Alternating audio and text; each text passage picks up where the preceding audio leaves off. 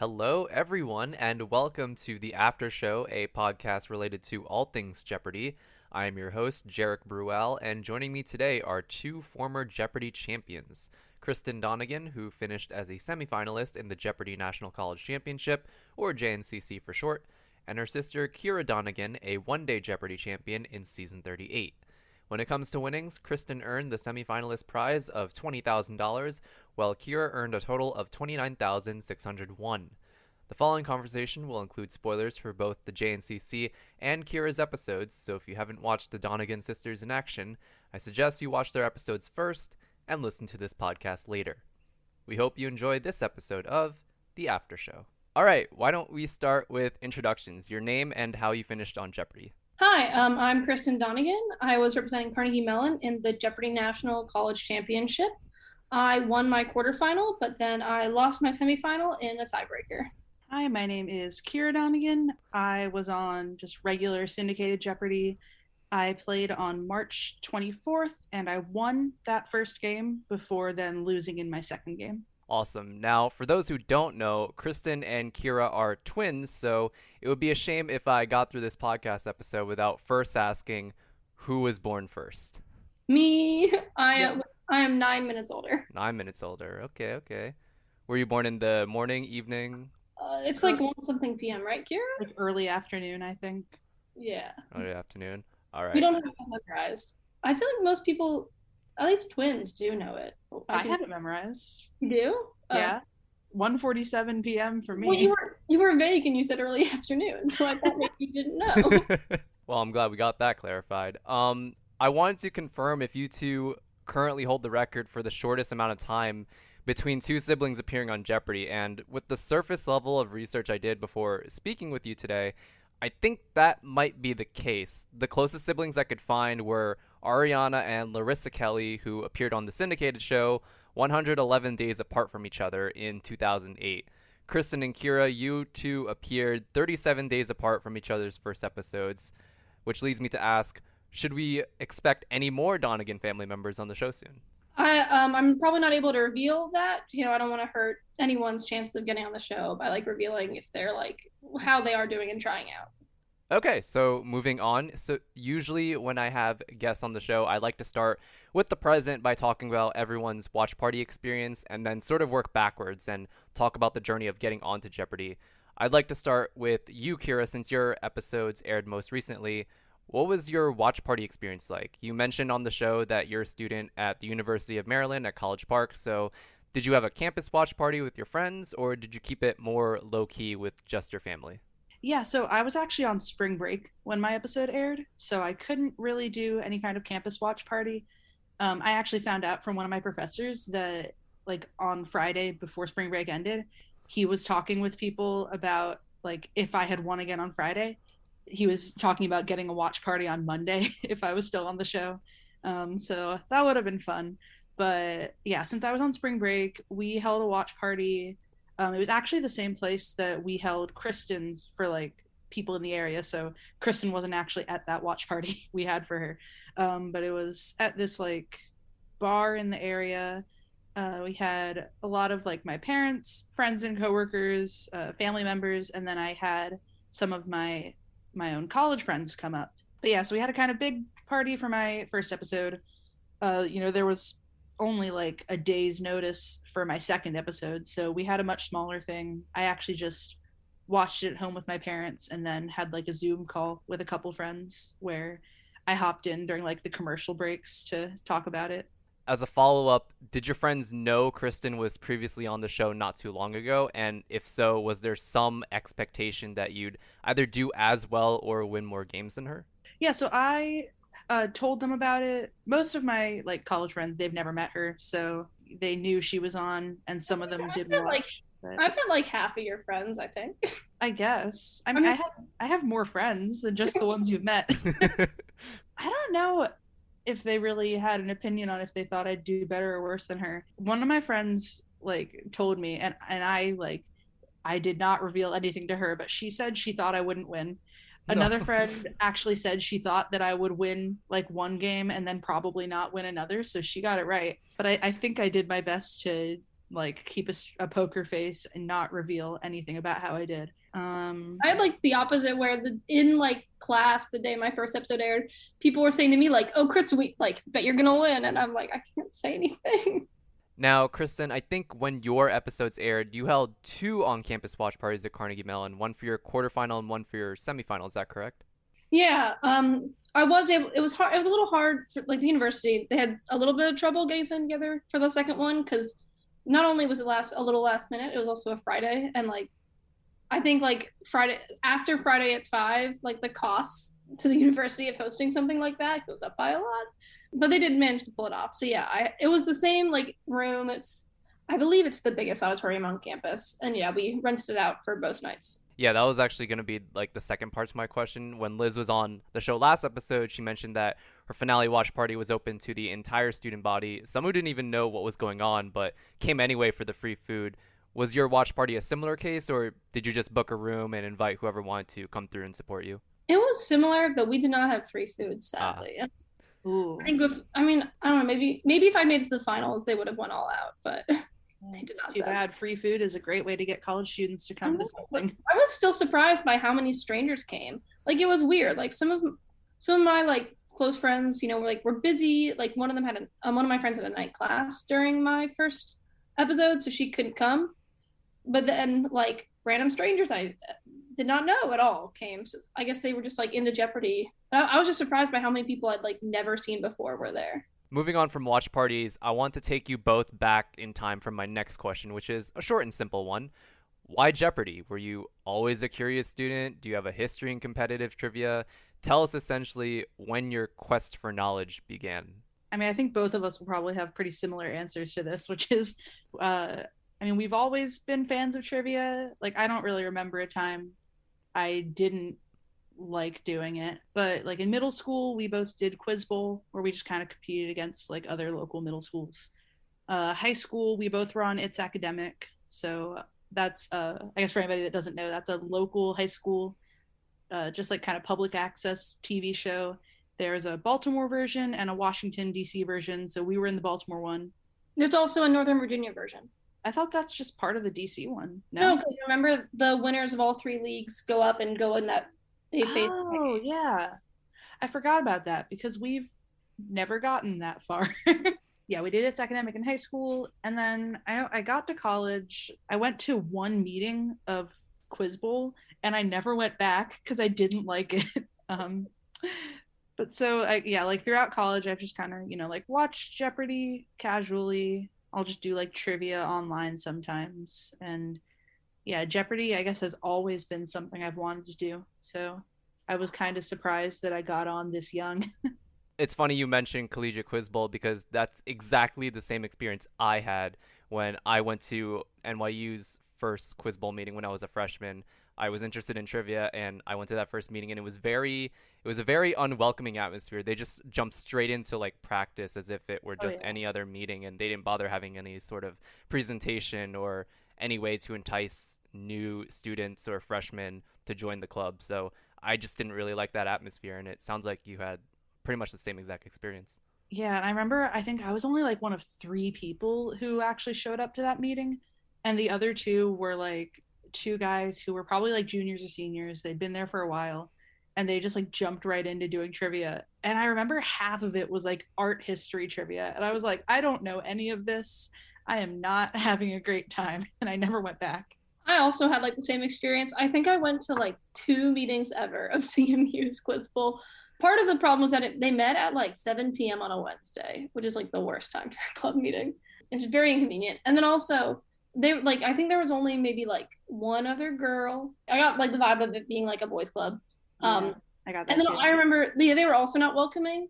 I remember there was this one time where like one of the 2 meetings I was there, we were going through the questions, and there was one that the other team got wrong, but I knew it very quickly. So even though we had the full length of the time to answer it, I still buzzed in before they finished reading the question because I wanted to just like prove that I knew something, and I wasn't just like sitting here being a dead weight. And I got it right, but then they all like told me off for like, oh, you shouldn't have buzzed in, like that wasn't strategically smart, you shouldn't have done that. And that was one of the main reasons I was like, great, I decided not to come back. Yeah. I feel like we're being kind of hard on Quiz Bowl here. I'm sure if you're a fan of Quiz Bowl, I'm sure it's great. This is just our like one meeting experiences. I'm sure if we also had more Quiz Bowl experience, like because we did a academic, not Quiz Bowl. Yeah. So if we went to a high school that did Quiz Bowl, we probably would have like had a good handle on like the format better, and then it would have been much easier to just like jump in. Yeah, like I definitely like Jeopardy was a lot more similar to It's Academic than I thought it would be. I don't think Ciara mentioned, but we've been having like an ongoing family pub trivia team for years. Oh, yeah. I think we started it, I think the freshman year of high school, and we were the Mighty Chondria. But now our new name is Reunite Pangea. Actually, last summer, our family trivia team, Ciara can talk to this better because I was in Pittsburgh the whole summer, so I wasn't able to see the team.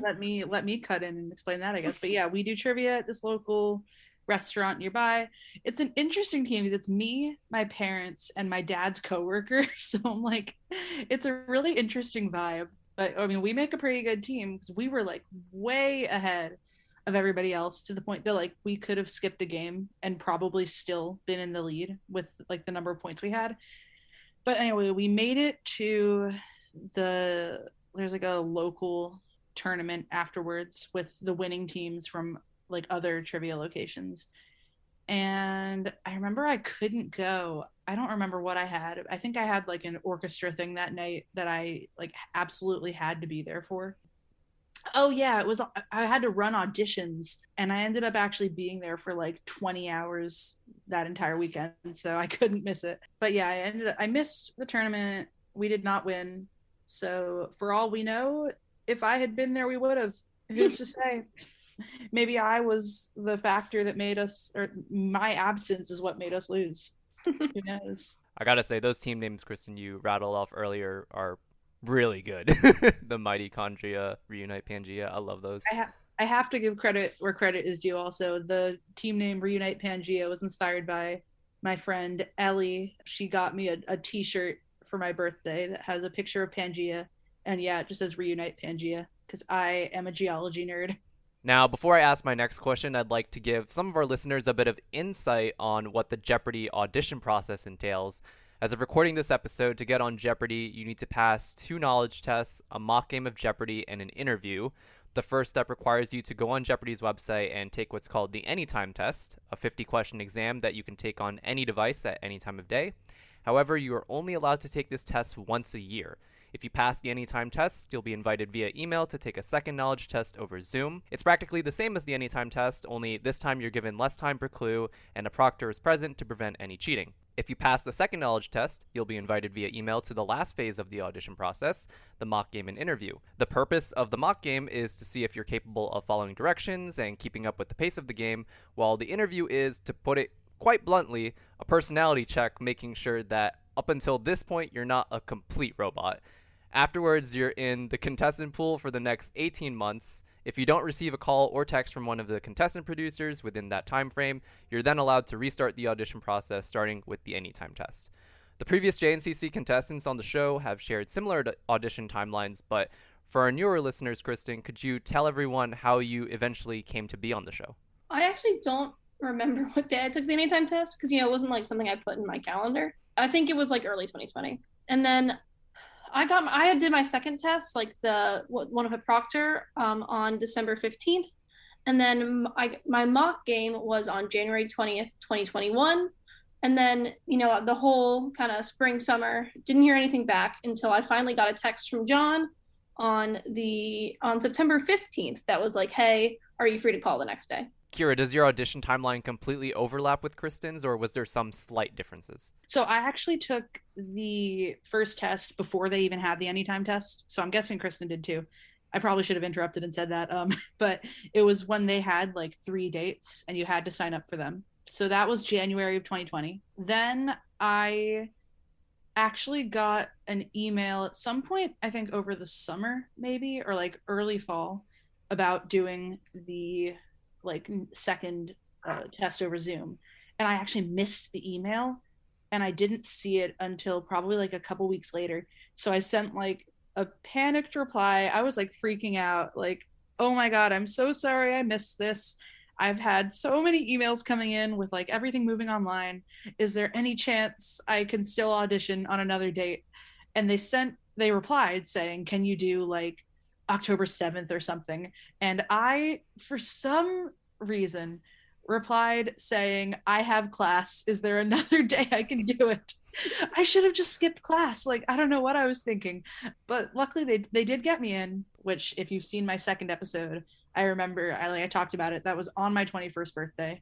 So great way to celebrate when you can't actually go out and like go to the bars or anything. So I did that second test October. It was a bit later, I think like November maybe of 2020 that I did, or no, it was December of 2020 that I then had the mock interview and like game. So the total process from like first taking the online test January of 2020, had the mock audition interview, the mock game in December of 2020, and it was a little over a year later that I actually got the call to go on the show. So a little fun fact for our listeners, when I was in the audition process for the syndicated show, Ciara was in the same Zoom call with me for the mock game and interview. And just recently, Ciara made me aware of the fact that out of the 9 people in our audition group, 4 of us have made appearances on Jeopardy. Me, Ciara, Jeff Myers, who lost to 5-game champion Andrew He, and Aaron Creed, who lost to 40-game champion Amy Schneider. I think that's amazing in and of itself. Do you know who else was in that Zoom call, Ciara, by chance? What I did actually, I remember right after the Zoom call, I thought like, oh, I want to keep track of who was there so I can keep an eye out for if they get on. So I wrote down their names and their like occupations so I would remember. But I can tell you at least the first names of the other people. I think that'd be, Mark, yeah, that's fine. Stephanie, Caesar, I might be pronouncing that wrong, and Elizabeth. Oh, and Grace. So those were the 5 other people. As far as I know, they haven't gotten on the show yet. I remember Stephanie in particular, and she actually sent me a message afterwards. She was so nice. She talked about like training rabbits to do like agility courses. She was the person where I was like, I really hope she gets on, because it was a really fun story. For 2 siblings appearing on different variations of Jeopardy, I'm interested in hearing your answers to this next question. How did you prepare for the show? Kristin, why don't you start with this one, since I feel like your contestant experience will likely inform what Ciara did leading up to her taping date. That way, it'll be easier for the listeners to have a natural reference of time. Did you focus on acquiring more knowledge, polishing some of your weaknesses, learning Final Jeopardy wager strategy? What resources did you use to maximize your chances of success on Jeopardy? Yeah, so I did a good mix. I kind of did like all of the standard things you might do. I bought the Secrets of the Buzzer book. I didn't like, pay the money to have like the really advanced like buzzer timer. But I did watch the show, clicking a pen, trying to like guess when I thought the lights would be turning maybe. I think because I knew, like I couldn't see the lights and I knew that a lot of people went by sound. So I think I was buzzing kind of based on sound while watching. What I started doing was I opened up Anki, and every single night after the game, or sometimes it'd be like the next day when I had time, I would go through and make flashcards for every single one, or every single question that was asked. And then in my extra free time, I went back in to the college tournaments. I'm looking at my Anki deck right now. In total, I made over 4,000 flashcards for Jeopardy. Holy. But yeah, over 4,000 flashcards, both for everything that it aired from when we competed to when I got the call, and then 3-4 years back of college tournaments. So I was just going through those like every single day. I'm not sure if that helped me on the show. There was one flashcard that I had that was basically like, who wrote The Pearl? And every single time I thought it was Hemingway. And then every single time I flipped the card and I was like, oh shit, that's J.D. Salinger. No, wait, that's Catcher in the Rye. Sorry, wait. Steinbeck. I meant to say Steinbeck. Sorry. I don't remember. And then I was asked the opposite of the question in the Daily Double, where it was like it was like, the title object that's thrown into the water at the end of a Steinbeck book, and I was going through in my head a list of all the Steinbeck books I knew, and I didn't say The Pearl, and then as soon as they gave the answer, I'm like, shoot. Oh, I remember you said a grape, and I was dying laughing. I didn't know the right answer either, but it just was so funny. I was like, Cannery, of Mice and Men, there's a mouse. Cannery Row, no object. Grapes of Wrath, there's a grape. what's the other one? Used to be eaten, no object. So I'm like, I'm gonna say mouse or grape. And I was like, grape makes more sense. That was so funny to me. I was like, I'm gonna at least say Steinbeck title object. So that's what I did for knowledge. And then I didn't really do a lot of wagering strategy. For like the whole like wild card and like really in-depth wagering strategies, my whole plan was to like wait until it was almost time to start doing that. And then once we got the call about the tournament format, because I wrote it all down, so I knew going in what it was going to be like. And as soon as I heard no wild cards, I'm like, oh great, I don't have to try to study for that. Because I know some people put some effort into studying for wild cards. I never tried because I knew I didn't need it.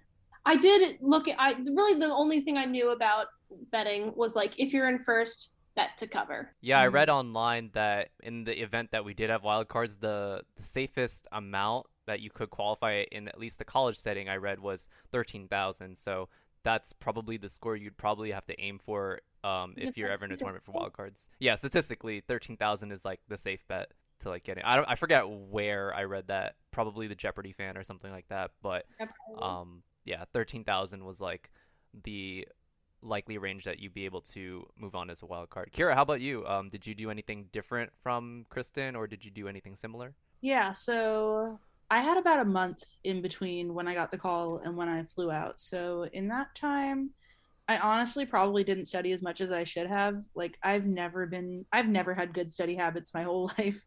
Online classes and COVID has kind of destroyed my attention span in general. So I did my best. I made some flashcards. I made flashcards of like some famous authors and like their most famous books. So I remember studying up on just like the big names and like the kind of most commonly talked about books by them. I made a point to study what I knew were my weak spots, but not like too weak to the point where I like would never learn anything. So like I didn't bother studying sports because I know I'm not going to learn anything in time. I'm just so bad at sports trivia. I figured that's just going to be a loss. I need to focus on other things that I actually have a chance of getting. So I studied religion trivia because for somebody who grew up vaguely Christian, I know like nothing about Christianity. And that's something that they ask about like somewhat frequently. Don't think it helped out much because I had totally forgotten about this until I watched it again. But one of the things was like, it was like the day after Mardi Gras, which is Ash Wednesday, and I just buzzed in and said Wednesday, just Wednesday. But yeah, religion. I studied up on art because that's another thing that like I have some knowledge on. It's not like a complete void like sports trivia is, so I figured I could learn a bit. But I don't think it actually came up at all. Like definitely when I was on the show, like after taping, I remember I think I told Kristin and the rest of my family, like I'm pretty sure most of the things that came up and like that I got right were things that I just already knew. They weren't things that I'd studied. Yeah, I probably should have studied more than I actually did, but I think it worked out all right. I mean, the question that I lost on was not one that studying would have helped me with because it was the state capitals, and I have all the capitals memorized, like all of the states and US territories, and I just completely went in the wrong direction where it was like a large body of water, like that like the name of the capital came from a large body of water, and in my head I was thinking like ocean, sea, bay, lake, like types of bodies of water, and I did not think of names. So that wasn't something that studying would have helped you with. Yeah, I think your strategy or what you did in preparation for your appearance on the show was similar to Liz, because I remember on the last episode, she talked about how she focused on her strengths, didn't bother focusing on her weaknesses at all, and she mentioned sports trivia as one of those things that might have just been like a total loss and just like stray away from. But yeah, it's interesting to hear now two people that didn't want to bother with sports. Yeah, I mean, historically speaking, I don't think Jeopardy players are necessarily the most versed in sports, but I just find that quite amusing. Oh, yeah. Also, Kristin also mentioned like strategy. I did not really bother studying for strategy because just that's something I've always been bad at. Like I've never liked strategy games or anything like that. So really all I knew was like bet to cover whoever's in second place if you're in first. And both of my games, I was in first going into Final Jeopardy. So my first game, I bet like the amount that I would win by 1 if the second place person doubled, which he actually didn't, but that's what I ended up with. My second game, I think I was just like overconfident, and I just was like, screw it, I'm gonna bet 10,000. I'm not gonna do math. But even if I had bet, the strategic amount, I still would have lost. So I feel okay about that one. So after all the preparation you did before taping for the show, what's a category that you absolutely did not want to see in your games? ESPN. The sports. Yes, of course. I mean, yeah, I didn't want to see sports, and I didn't, so I was happy with that. Of the categories I actually got, there was one that was beer today, and I hate beer. I have never tried a beer and liked it, so I was not happy to see that category. But I ended up actually getting I think it was in the regular Jeopardy round, so it would have been the $1,000 question. I don't remember if it was in double Jeopardy or what, but it was, the highest amount. I ended up getting it right, but it was not based on me like actually knowing beer. It was just an end of the alphabet one. So I was able to figure it out from, the first letter. Some of the categories that people historically hate, I'm actually a fan of. So like before and after? I love before and after. I know people hate it. I love it. So I was kind of sad I didn't get it. I was triple rhyme time in the Jaskarin, Sarah, and Max's game.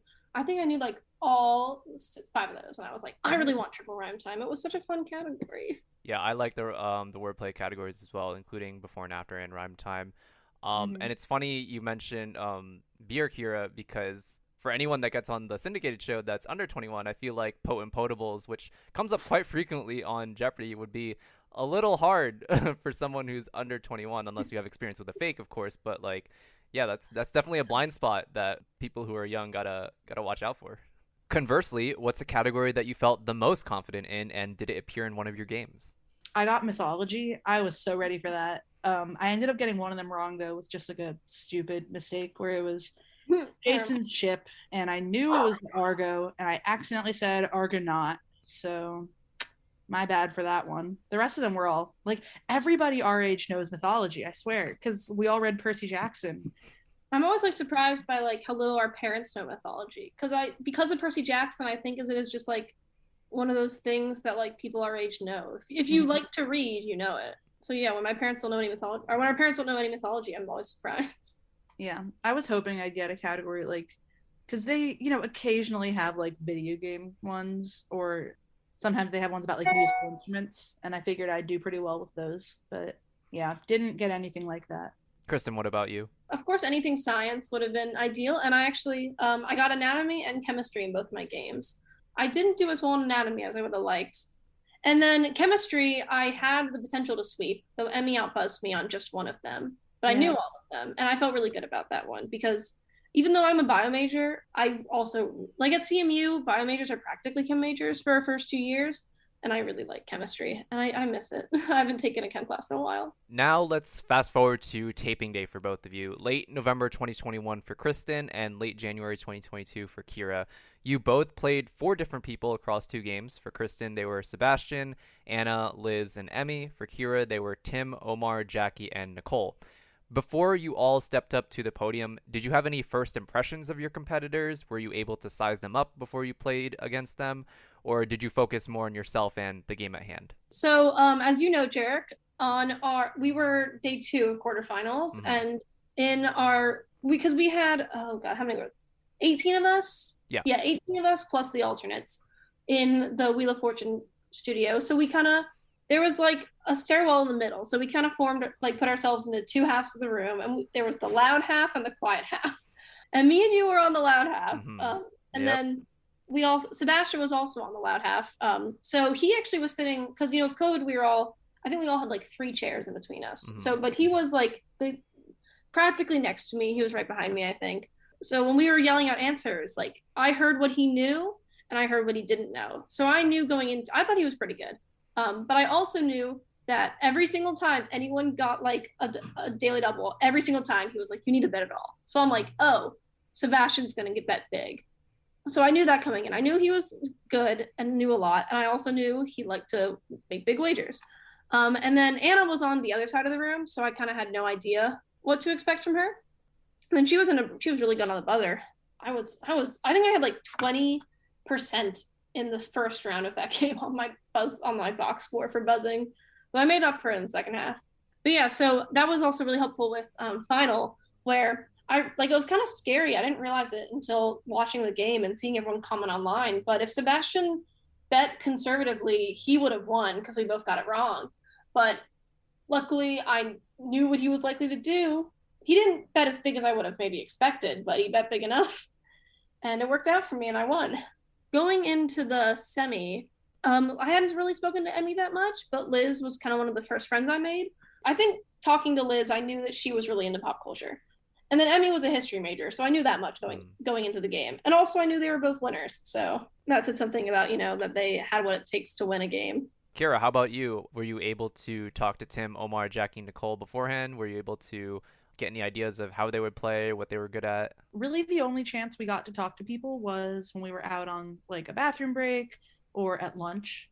So I remember, first of all, my first episode was, we did 3 a.m, 2 in the afternoon after lunch. So I remember like Tim, who was the returning champion for my first episode, he won in a runaway. He did really well.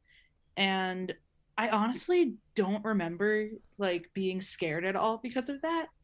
I remember, I think because I was just kind of like on autopilot the whole day. Like most people who I've spoken to who've gone on the show, I've heard just like it's really all a blur afterwards. You're just like all the adrenaline of the day and everything, you just don't remember everything. But like I don't remember being nervous because Tim had, at that point, he had, I think, had like the highest, or maybe not the highest total so far, but he was the only one who won in a runaway.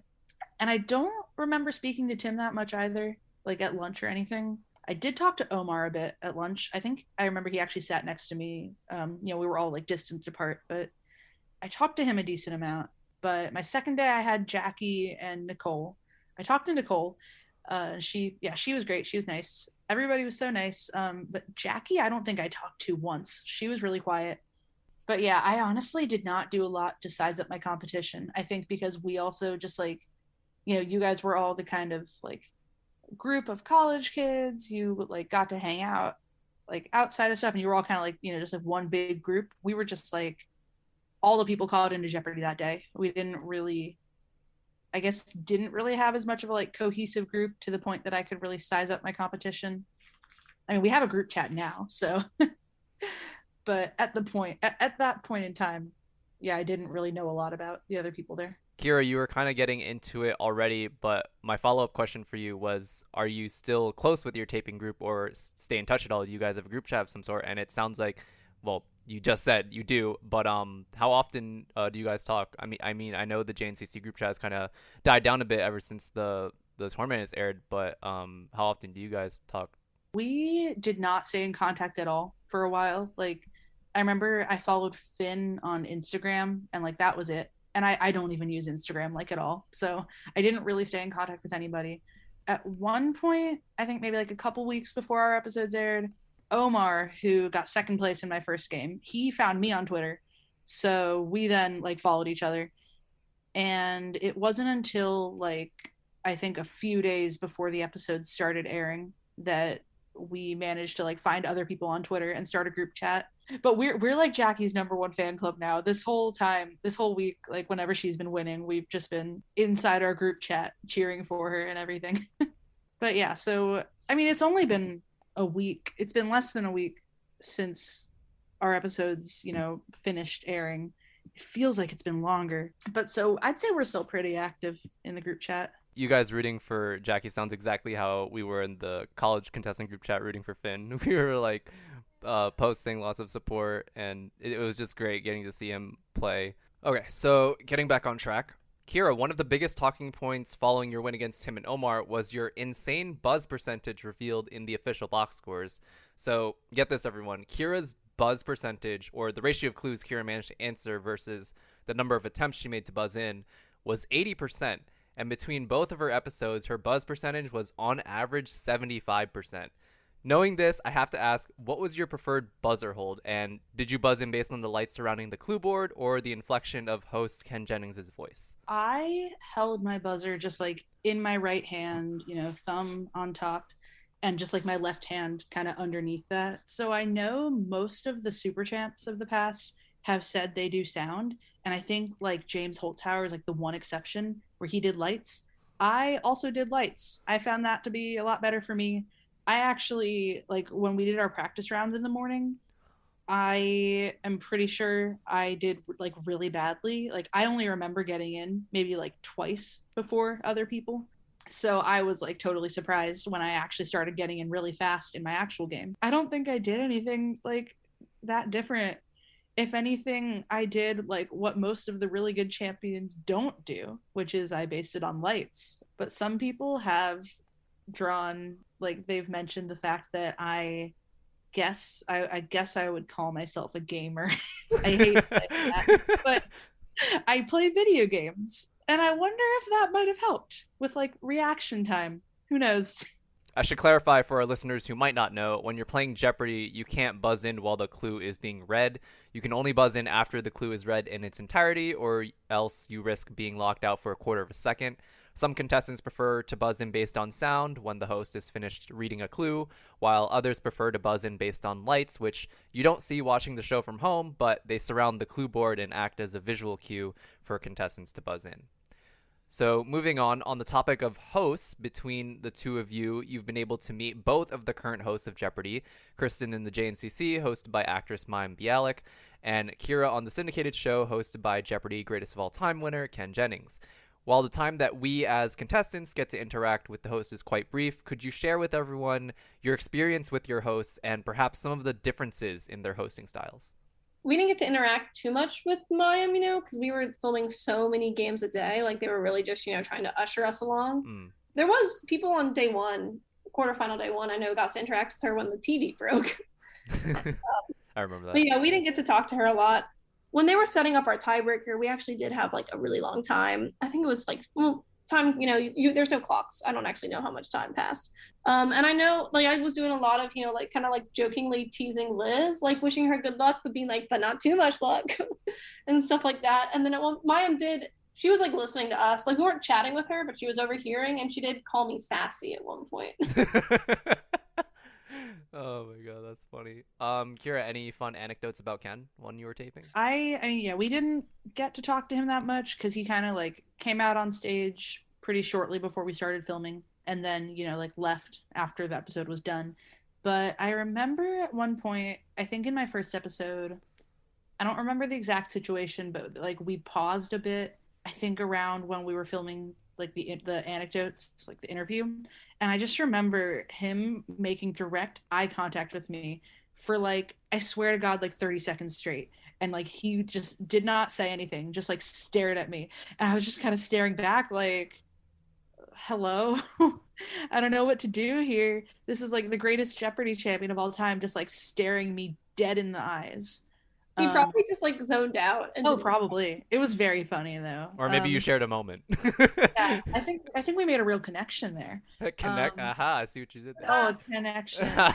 I'll stop. Very funny. Yeah, I mean, I remember him being pretty nice. I think after my anecdote about my video game orchestra, I think he said that like his kids would be a fan of that or something like that. So I'm like, fingers crossed he checks us out. Mention him having to refilm your anecdote. Oh yeah, he did actually have to refilm his like his response to my anecdote. Apparently he didn't sound excited enough. Which was really funny to me. I'm like, okay, I guess I'm not that interesting. I mean, it seems like the internet liked it, but whatever. That's actually a perfect transition because my next question is related to contestant stories. So anyone who watches Jeopardy knows that at some point during the episode, the host interviews each contestant and asks them to tell a personal story of theirs on national television. What you might not know is that contestants are asked to provide a list of potential stories in advance, and from that list of stories, you're able to choose which to talk about so you aren't caught off guard when you're on stage. My question for Kristin and Ciara is, what were some of the stories that unfortunately didn't make it to air, and is there any reason why you couldn't share it on TV? My little card with all my anecdotes is like 10 feet away. I'm going to go grab it. While she's doing that, Ciara, do you have any? I guess I'll start by saying, like, before we went on the show, we were given this whole Word doc. We were told to put in like 5 of our own suggestions for stories to tell, and then we had a whole bunch of questions to answer. and they just told us like answer as many as you can, and it was all things like what's your dream job, what like things about your college experience, and then a bunch of kind of pre-written questions for us to answer. So the 5 that were chosen for me, I remember were, the 2 that I told, which were I'm the music director of a video game orchestra, and I started kind of the Jeopardy audition process, I guess, on my 21st birthday. The other 3 were not as exciting, I guess. It was just that I started crocheting during the pandemic, and now I basically just hoard yarn. I have so much yarn just like all over my room right now, full of yarn everywhere. And another one was that I love playing music. I like pick up random instruments. I got an accordion pretty shortly, like before we filmed. So I've been learning how to play that. And I think the last one might have been that I had a sister who was also on the show, but then they actually wouldn't I wasn't allowed to talk about that. And no offense, Kristin, but that would not have been my first choice either, because I wanted to talk about myself. But they actually, I guess just relating to that one is that at some point John pulled me aside to make sure I hadn't told anybody Kristin was on the show, because it was still all supposed to be a secret who was in the college tournament. We also got the document, but our questions were a lot more kind of, centered to the college tournament. We're actually before getting the document, between that and the call, in my head, been making a list of all the different anecdotes I wanted to share, and none of them were college related. And then we get that thing, and in the 5 provide your own, it's 4 of the 5 have to be college related. And I was like, damn it. None of mine are. So I had to make up all these new ones all of a sudden. The ones I shared were Kilty Band and GMB. And then the others were also pretty boring. One of them is I learned the art form of glow stringing, which I took a student taught course with that 2 semesters ago. It was this kind of, Kier and I went to the summer camp for many years, and it was really popular there. And yet I never learned it while I was there. But one of our best friends from the summer camp, who was kind of one of the people, one of the students who was made to be one of the people in charge of teaching it to everyone there. They happened to be at CMU, and they were doing a student taught course for it and about to graduate. And I was like, well, I got to finally take it. I have to be a good friend and actually finally learn how to do it from them. And then one of them, career goals, to be an OBGYN physician. It's just pretty standard. And then winnings, I wrote it's supporting myself to volunteer during my gap year. That was more if I win the really big bucks. With 20K, it's probably, I'm still going to volunteer, but it's going to be a lot of just I'm still going to have to work next year during my gap year. That's going to be going to rent. Okay, so moving on to the games themselves, while I was looking back at both of your sets of games and trying to come up with questions about gameplay and the clues you were asked, I became more and more fixated on your final Jeopardies in particular, and it's because the outcomes of all 4 could have been vastly different had the wind blown the other way, so to speak. Let's start with Kristin. I know you talked about your quarterfinal Final Jeopardy situation briefly, but I'd like to revisit it. Only you and Sebastian played in Final Jeopardy since Anna finished in the red, and your category was recent biographies. First, let me ask, do you remember what went through your mind, knowing how close the scores were, in addition to the category reveal? I knew that Sebastian was an English major. So books, oh no, he knows books. But also, biographies. I also knew biographies could be anything. It could be about a celebrity and its pop culture. It could be about a historical figure and its history. There were so many kind of different things that question could actually be, that I really didn't, start to worry too much, because I just had no idea what to expect. So for those who didn't watch this episode going into Final Jeopardy, Kristin was in the lead with 15,200, while Sebastian wasn't too far behind with 10,200. They were both incorrect. Kristin wagered 5,201, and she dropped down to 9,999. Fortunately for her, Sebastian wagered 10,000, dropping him down to 200, giving Kristin the win. However, as Kristin pointed out earlier, Sebastian could have been the winner had he wagered no more than 200, which would have dropped him down to 10,000 and therefore beating Kristin by $1. And it just goes to show just how important Final Jeopardy wagering strategy is if you're ever on the show and find yourself in that situation, betting from behind rather than in the lead. When you're in the lead, the math is significantly easier, as all you have to do, as we've mentioned it already on this podcast, is wager enough to beat second place should they get Final Jeopardy correct and double their score. So moving on to Kristin's semifinal, I think it'd be remiss of me if we didn't talk about your tiebreaker clue with Liz, which was the first tiebreaker clue since January 22nd, 2021, the first tiebreaker clue in tournament play since June 26, 2019 in the teen tournament that year, and the first tiebreaker clue in a college tournament since May 19, 1997. And this is all from J Archive. When Liz was on the show last episode, she told us about how she annotated An American in Paris for a music IB class in high school, which was how she came up with the correct response of Who is Gershwin. However, you also knew this one. Could you tell us about your association or experience with An American in Paris? I think you tweeted about it shortly after that episode aired. Yeah, so Ciara and I have both seen it. We saw the touring production back in high school. Our family had season tickets to like the main Baltimore touring Broadway theater. So we went and saw every show that year, and American in Paris was one of them. So yeah, we had seen it. And then I also had an ex-boyfriend who I dated for like 2.5 years in high school who was really into Gershwin. Quite convenient. Ciara, your Final Jeopardy categories were Disney characters and U.S. city names. Let's start with Disney. Considering you were in the lead going into final against Tim and Omar, how confident were you once the category was revealed? Do you have an affinity for things Disney? Did you have any blind guesses just based on the category alone? Yeah, I'm not gonna lie. The second the category came up, I had such a sense of relief because I was like, I've never been like a crazy Disney fan. But, being a, young girl, I watched, pretty much every Disney movie as it came out. Like, we had a bunch of them on, DVD, even, VHS with some of the older ones. But so I saw Disney characters, and I, already being in the lead, I saw the category, and I was just like, there is no way they're going to beat me on this. And, yeah, I was right. I mean, all of us got it right. I thought it was a pretty easy one. All things considered, there were really no other Disney princesses that it could have been. U.S. city names is, in my opinion, a much broader category than Disney characters.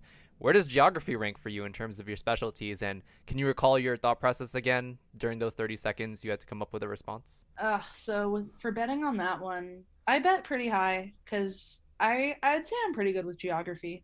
I have all the U.S. capitals memorized. I'd say I'm almost better with world geography because at some point I worked to memorize all of the world capitals and I had most of them down. So I bet pretty high. And when the question came up, which it was a state capital it was 1845, I think was the year. Somewhere in the 19th century, yeah. Yeah, it was named after a feminized form of a body of water. And in my head, I thought it meant a type of body of water. So I was thinking ocean, sea, bay, lake, whatever. And I thought in other languages, which I mean, the only other language I speak is French. So I know ocean in French is mer. So I was thinking capitals of in that vein. And we got close to the end and I was just drawing a blank. So I just wrote down my own capital, which is Annapolis. And I put a frowny face next to it to show that I knew it was wrong. I was just writing it down anyway. Hey, it's better than nothing, Yeah, it's better than nothing. The other two, I remember I think Jackie left it blank. Nicole wrote down the letter A and then crossed it out. So I was the only one who actually put down an answer. And, all of us got it wrong. It was a triple stumper. So it just all came down to how much everybody bet. But yeah, I don't know. I remember after it was the correct response was revealed, I remember thinking, oh God, that should have been so easy. I'm sure my family is going to make fun of me for not knowing it. But when we actually watched it back, I think my dad is the only one that got it right. So I feel a little bit vindicated by that. I didn't know it. Yeah. And I've seen a lot of past Jeopardy champions saying just yeah, that was a weirdly worded question. I didn't get it either. So makes me feel better. Yeah, it actually didn't hit me until I Googled it, and then I made the connection between Atlanta and Atlantic, and I was like, oh, duh. Yeah, I don't think throughout all that I actually said, yeah, the correct response was Atlanta. And especially like I like a little sad about that is that like so the building that my my department is located in is the Atlantic building. I should have known the Atlantic Ocean. So I've just been saying to people just like, yeah, I forgot the Atlantic Ocean exists. My bad. When I was watching, I also Not big enough. It's not big enough to be memorable. Not big enough. I also went to when I was watching, I thought the same way you did. I went to terms for bodies of water. I'm like, Oceana, Bay, Lake. That's all I have about gameplay and clues. So moving on, what aspect of the contestant experience surprised you the most? I'll go first, and I guess I'll say this wasn't like completely surprising because I wasn't expecting people to be like mean or anything. But one thing I wasn't expecting, I guess, was just like the extent to which people were like so supportive of each other on set. So like we were all congratulating each other and like cheering for people, like everybody when they lost. Like there were no sore losers or anything. Everybody was so nice. And I remember, so I read the book by Claire McNear, which is Answers in the Form of Questions, where she like went on the Jeopardy set and everything. And this was all before COVID, so I guess things were probably a little bit different then. But I remember she said that most people, when they lost, like they had the option to stay, but they decided to leave. I'm pretty sure every single person stayed the entire day when I was there. I think there was one person who said they might like stay for one more game, so they might have ended up leaving like for the Friday game. I was on stage, so I couldn't actually see who was still there. But as far as I know, everybody stayed pretty much the whole time. So just like, yeah, we were all just like cheering for each other the whole time. It was just such a great, like, supportive environment. Before Kristin goes, Ciara, based on what Kristin told you about her contestant experience in November, was there anything that you didn't expect during your time on the Sony Pictures lot? Or was everything pretty much the way she said it would be? One thing that I didn't expect, which I think some people have like the opposite experience, where so when you watch Jeopardy from home, the clues, like the answers, all show up taking up your entire screen. So they look really big. But when you're actually on the set, they just show up in like the little tiny box on the screen, which is kind of far away. So I've seen people saying like, oh, it's so much smaller than I expected. It's so far away. But Kristin had told me already that it was really small. And like Kristin has really good vision. I have really bad vision. So I was really worried that I would like barely be able to see the screen. I would have trouble reading all the clues, and I would just be going off of like listening to the host instead of actually reading it. But when I actually got there, I was like, oh, this is not nearly as small as Kristin made it seem. It was not as bad. So Kristin definitely kind of like scared me talking about that. I didn't have any trouble reading it, but like there was someone I put into my practice game who sometimes wore glasses and sometimes didn't, and she had trouble reading it. So I was thinking about how you might be. I could read just fine. Kristin, was there anything about the contestant experience that surprised you? It's like not like a super serious answer, but I remember like reading in the Claire McNear book about how the Jeopardy studio is freezing. So I made sure to like wear long pants and like cover up so that I would not be freezing. And then everyone else, like I've talked to other contestants. I don't know about everyone else, but other contestants have like also said on Reddit, like, yeah, it was freezing, but I don't remember being cold at all. Me neither. Exactly, right? You guys were also wearing sweatshirts, so maybe it was better for you. But like, I don't know. I was in just like regular business casual clothes. I felt fine the whole time. Yeah, maybe. I was expecting it to be super chilly, and then it was okay. But maybe it's also like the nerves were like heating me up. I feel the same way. Like I never felt cold. That might have been because of the equipment they were using. Might have been because of the sweaters we were wearing. A couple of different factors it could have been. But yeah, I don't think I ever felt cold when I was on that set. Can either of you summarize some of the similarities or differences between the contestant experience for someone in a Jeopardy tournament versus a contestant who competes on the syndicated show? So with the tournament, it's a lot like cushier. We had our flights paid for. We had our hotel paid for. They paid to transport us from the hotel from the airport to the hotel. And then also back when we left. And they also gave us per diem checks to cover all of our dinners while we were in the area. And then I think also the per diem check was enough that I think like as long as you didn't go like crazy, you wouldn't use it all for dinner. So we were definitely treated in like a very kind of like it was very nice. They paid for a lot for us, so that's very unique to the tournament. You guys were like VIPs, and Yeah. I was just one of like 400 some people. Yeah. It was quite bougie. I'll give you that. Is there anything else? I guess also our like kind of camaraderie of the tournament, because we all, like had a shared demographic. We're all college students, so that made it very easy to talk about like, oh, what do you study? What college do you go to? And then also we had, like we've mentioned, on the days we weren't filming, because, there were days we weren't filming, we all got to, like hang out and chat while watching the show. So I think that's also very, tournament specific. Yeah, I definitely was kind of jealous for a while of like how close Kristin got with the other contestants when like, me and my taping group, we did not stay in touch for a while. But now we have a group chat, so it's all worked out. So, with the knowledge and experience you two share of taping for Jeopardy in different contexts, Kristin, would you have preferred to have been on the syndicated show? And Ciara, would you have preferred to have been on the JNCC? I think it would have been nice to, like get a shot and seeing if I'm good enough for the syndicated show. I don't necessarily know if it's true that our questions were easier. They were definitely geared towards the younger generation, but whether like they're easier, I mean, they definitely feel easier to us because they're kind of more levels, but I don't actually know if like, I mean, if you asked it to someone who was like 50, they'd probably be harder. I don't really know. But other than that, like I'm definitely very happy to have been on the tournament because of all, the kind of like extra perks we got and also all of the friends that I've made. Yeah, I'm, happy with going on the regular syndicated show also. I think the fact that like Kristin got on the tournament, I got on regular Jeopardy makes it like it's hard for either of us to really be jealous of the other for any reason because like we both won the same number of episodes, although I actually got one more correct response than she did, so that's something.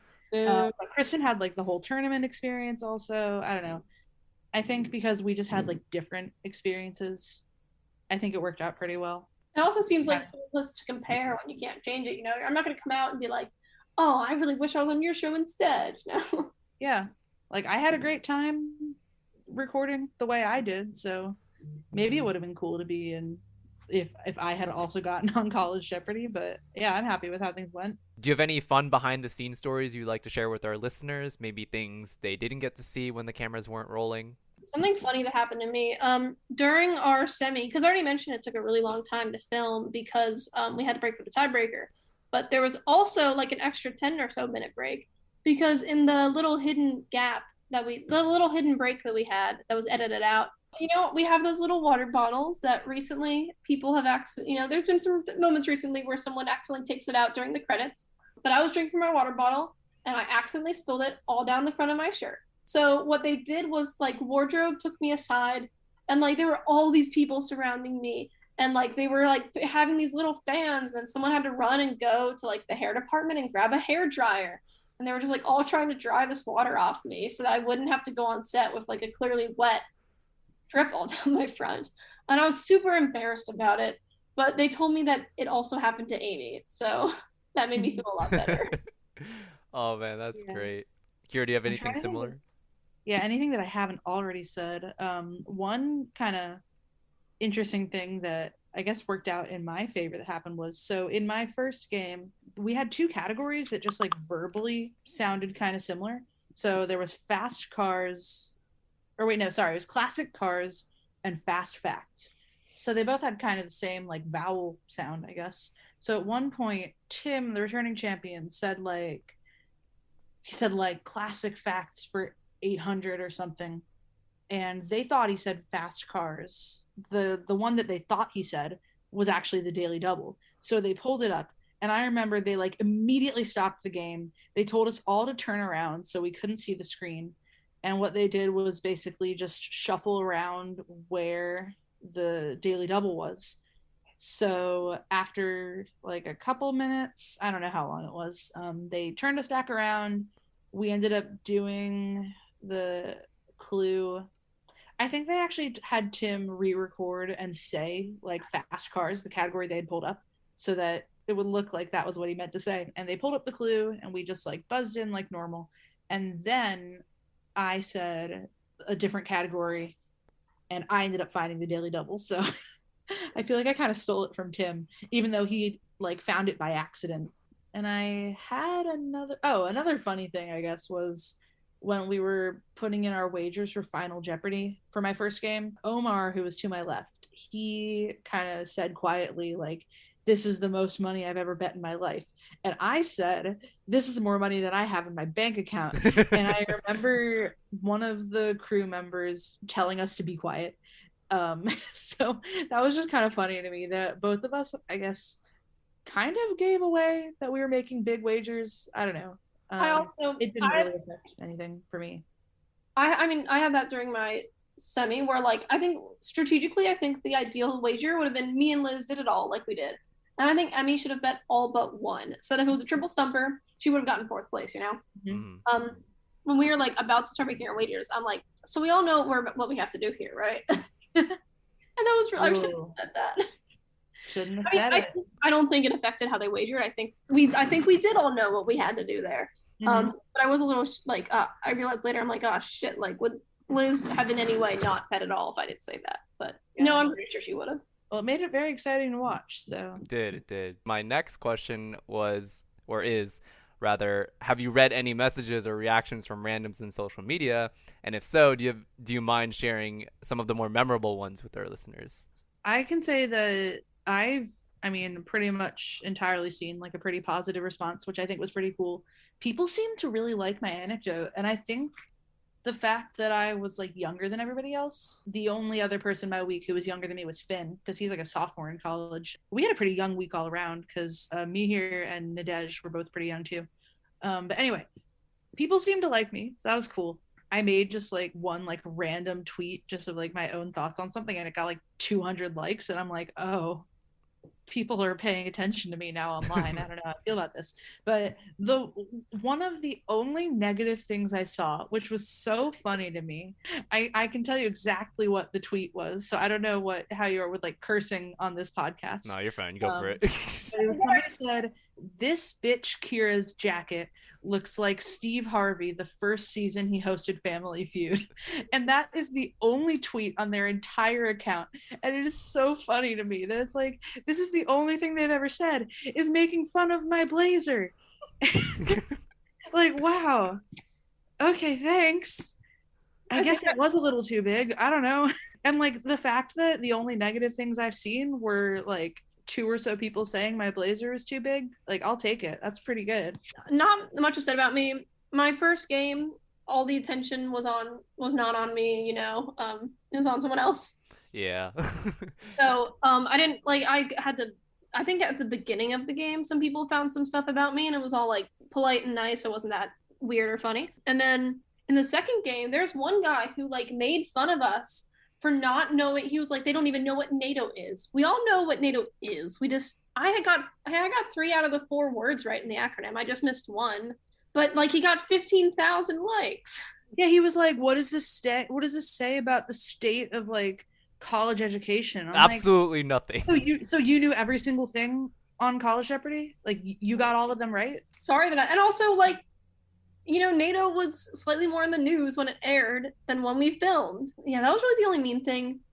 Yeah, just like some other rant. I didn't get like a lot of weird stuff. Some people in our tournament got weird DMs. Like Joey has gotten like so many weird DMs. But I pretty much got nothing. I think someone DM'd me and was like, I added you on LinkedIn because we have the same last name. And that was it, really. I did get a weird DM last night, actually. That was very funny to me, where it was somebody just basically saying like they keep seeing my tweets because they're on Jeopardy Twitter, and they said that they were drunk and like talked about the like taking the test. Apparently they like I don't want to reveal who this is that sent me a message, but they were just like qualified for the teen tournament in the past, and it was just like, wow, like, and your sister was on too. And it's just this whole message just like talking to me, and like I guess they like drunk messaged me on Twitter, and I haven't replied. But I feel like maybe I should. I don't know, because it was a pretty polite message. It's very funny. Did any of your tweets go maybe like semi-viral or viral at all? Last episode, we talked about how Raymond's quote retweet of Kelly Loeffler and Jaskarin's quote retweet of the president of UT Austin did numbers. So I was wondering if you encountered anything similar to that. I got like 1,000 on my tweet making fun of the guy who made fun of NATO, but because he got 15K, it was nowhere near a ratio. Damn. I think the most likes I got on something was probably it was actually the tweet I made that got the most likes. It's gotten 200. I'm looking at it right now. It's gotten 267 likes, and it was just me saying like, maybe I should have applied to this master's program earlier, but at least now I can write about Jeopardy on my application. And I'm like, I was just like kind of posting that for like my friends to see, but like one of my professors liked the tweet. I'm like, thanks. Like, I guess people liked this one. I don't know why that one in particular, like that got more likes than my like actual tweets about the episode itself. Oh, that also reminds me. So Ciara and Ciara came up to visit me in Pittsburgh the day before her first episode aired, and we went out to trivia together. And our team name was Double Jeopardy. And generally, like, you know, I was wearing my Jeopardy sweatshirt. I had Ciara wear my Jeopardy jacket. She didn't bring any gear with her. And we were pretty much going unnoticed until when I went up there, one of the people hosting trivia asked about it. And then like there were 55 teams there. So everyone else who was handing their answers at the same time was like, oh wait, you're on Jeopardy? And like suddenly like 10 people asked me about it. And one person was like, I liked one of your sister's tweets. Thanks. I have no idea who that person is. I think that's when you went up on your own. So yeah. I didn't have anybody talk to me about Jeopardy. I think they asked if I was on Jeopardy, and I was like, oh yeah, and my sister's going on tomorrow. That's why we're Double Jeopardy. And then the person who overheard that was like, I liked one of your sister's tweets. That's like the same energy that Raymond got when somebody complimented him about his ratio on Kelly Loeffler. That is amazing. And also awkward, but amazing.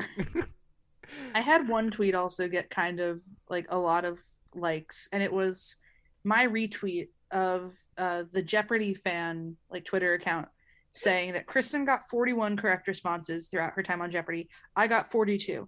And it was just me in all caps saying, I win. I retweeted it. It's gotten like 200 likes. One person replied saying like holiday dinners are going to get awkward. And I'm like, they're not, but okay.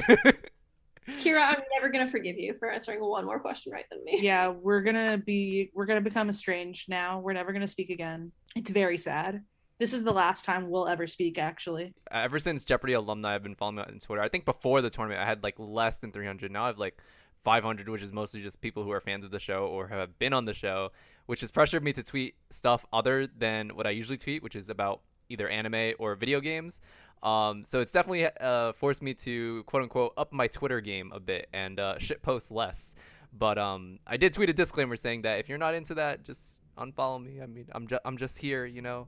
But I definitely felt like felt obligated to like improve my tweet quality, I guess. Okay, so the last question I have for you two is, what was the best purchase you made with your winnings thus far? And if you haven't bought anything of significance yet, do you have any future plans to buy anything that's quote unquote expensive? I haven't made any big purchases yet. I've been like a little more, you know, like willing to go out with friends and stuff, like go out to dinner more, go out and get drinks more than I maybe would another semester, especially because it's the last of college, you know, wanting to like go out with friends. Haven't made any big purchases yet, but I'm probably going to get a septum piercing when I graduate, because I'm purposely, well, I mean, I like the look of nose piercings, and also, you know, like I have an undercut right now, though I'm growing it out, and a big reason for the undercut is I want like an alternative look that I can also hide by putting my hair down for med school interviews. So with the septum piercing, you know, when it's time for med school interviews, just flip it up into my nose and none the wiser. I know Kristin and we've also talked about getting matching like Jeopardy tattoos. I've suggested just like the J and like exclamation point from the Jeopardy, just like logo. It's just the word Jeopardy. I don't know. We haven't actually made any sense yet, but we've talked about it. Yeah. I mean, I've kind of wanted to get this tiny tattoo for a while, so Jeopardy is a good one to get. Well, I haven't bought this yet. When we were like in our mock game, you know, they asked you what you want to do with the money. And I know you, Ciara, told me because you did yours first, you're like, don't say loans. But because ours was college specific, they explicitly told us, like, other than loans, what would you spend money on? So one thing I said was like a board game collection because board games are surprisingly expensive. So maybe I haven't been playing, like me and my friends haven't been playing very many board games recently because we've like been busy. But once I like graduate and like go home and are around more people who play board games, I think I'll start trying to, like fill out my collection. Yeah, for me, well, first of all, I remember when I did my like mock audition, which I don't know if you remember this, Jeric, because it was a long time ago, but they asked me what I would buy, and I said an accordion because I think I remember just, like, that. random It sounds vaguely fun, familiar, yeah. Yeah, because I love getting like random fun instruments, and I've always kind of wanted to learn how to play the accordion. Our family is Irish, and there's a lot of accordion in Irish music, and I don't know, it's just a really cool, unique instrument. But the thing is, I actually ended up buying one before I got the call to go on the show. So I was like, well, I'm not going to buy another accordion. But yeah, I haven't really made any big purchases yet. Earlier today, I went to the store that I got my accordion at, and I bought a new melodica, which, if you're not aware, is kind of like a combination between a harmonica and an accordion. And I got like a fancy one because I need one for this Saturday. And I already owned a melodica, but it sounds like crap. So I got an actual good quality one. And I definitely would not have spent that much money on one like before going on Jeopardy. I've been planning to get like a gaming PC. So other than that, I'm probably mostly going to use the money for like, I'm hoping to do a master's next year. Haven't actually submitted my application yet, but if I get in, that's what I'm going to be doing. So I'll probably use a lot of the money for that. Gaming PC, definitely a good investment. I'm rocking it right now, and I absolutely love it. I'm planning for this to last me like at least 5 years. Oh yeah, and it's funny that some of my friends were helping me like pick out the parts to make one. I was gonna just buy a pre-built one, but they all know, like a lot of my friends know a lot about building PCs, so they're just gonna help me out with that. And one of them asked me what my budget is, and I was like, how do I say that I can spend like kind of however I want without revealing that I won Jeopardy? Because this was like only a few days before my episode aired, so I was just kind of like, I saved money from my last internship, so my budget is flexible. Yeah, let's go with that. Also, for the money, because Ciara mentioned masters, I'll be using a lot of mine, as I mentioned earlier, for gap year stuff. I'm going home to Maryland, and I'm probably even going to be in the same town as where our parents live. But I am planning on moving out. Not that like I like my parents, of course, we're very close. But my boyfriend's also from our hometown, and we're long distance. We've been long distance for all 4 years of college. There's a decent chance we're long distance again for all 4 years of med school. So I really want to spend like our gap year. Like I want to move in together and actually live like an adult couple, not just like us living at our parents' houses. Mm-hmm. So yeah, going to be a lot of housing and rent costs that we can live on our own. That sounds great, and can't wait for the developments on the septum piercing and twin tattoos front. Definitely give us updates on that. All right, with that brings us to the end of our interview. Thank you so much, Kristin and Ciara, for coming onto the podcast to talk about your dual experiences on Jeopardy. I'm sure our listeners really enjoyed not only watching your episodes, but also hearing you reflect upon your journeys and unpack some of the secrets you've been holding. I'm sure you're already twinning in other circumstances, but I suppose you can check off appearing on Jeopardy as another one of those items. Congratulations, and before we sign off, where can people find you online, if you don't mind sharing? I guess for like publicly, I'm Twitter probably. What is my Twitter handle? I think it's KDonegan99. I'd have to double check that. But I think I'm the only Kristin Donegan in the world, at least spelled the way my name is spelled, with an I, very important, Tin. And then also, I'm on Instagram. It is public now, though I might switch it back to private. I'm not sure. And then, yeah, other social medias I have are all private. So yeah, I'm public on Twitter and Instagram. My username for both of those is cdonegan778. I only post on Instagram like once a year though, so Twitter is probably the best place to find me. Perfect. Thank you. And now this is when I close out the show by asking you to please rate this podcast on whatever platform you're listening to. I just recently made the after show available on a few more listening platforms, including Amazon Music, Apple Podcasts, Google Podcasts, Radio Public, and Stitcher, in addition to Anchor, Spotify, and SoundCloud. So make sure to follow and subscribe for the latest episodes. I'm still a beginner in the podcast space, so please bear with me as I try to make the show the best it can be for you all. I've been your host, Jeric Brual, and I'll catch you next time on The After Show.